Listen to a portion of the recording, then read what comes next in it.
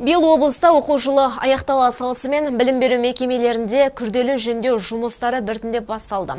Еске салса, өткен жылы өңірде мектептерді жаңарту жұмыстары дер кезінде аяқталмай бір шама келеңсіздіктер тудырғаны тағы бар. Ал биыл бұл бағыттағы жұмыстар қарқынды жүргізуде. Мәселен, Шу ауданында 2016 жылы 48 орта мектеп күрделі жөндеуден өткен. Ал биыл аудандағы оқу жылына даярлық жұмыстары қалай жүргізуде? Толығырақ тілші тарқатады.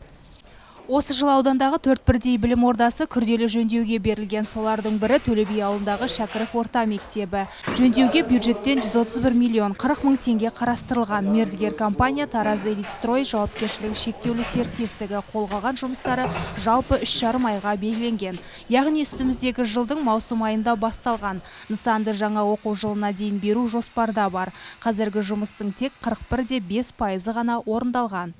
Біздің жұмысымыздың 55% қазір черновой жұмыстар бітіп жатыр. Енді мына чистовой жұмысқа ауысып жатырмыз. Енді қазіргі істеп жатқандағы мына құрылыс материалдарының бәрі отандық өнімдер. Бәрі отандық өнімдер. Мына паровойларда, мына есік, терезе, барлық жағы отандық өнімдер. Жалпы Шу өңірінде бірқатар тындырымды тірліктер атқарылды.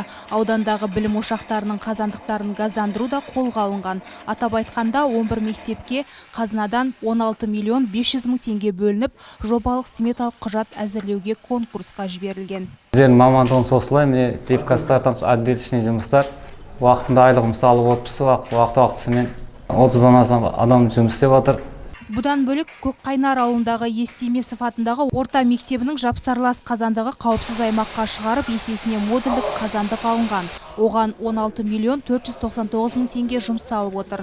Ал ондағы жылу трассасын жүргізуге 3 миллион 260 мың теңгеге жобалық сметалық құжат әзірленіп, газ пештері орналастырылып, контейнер қойылуда.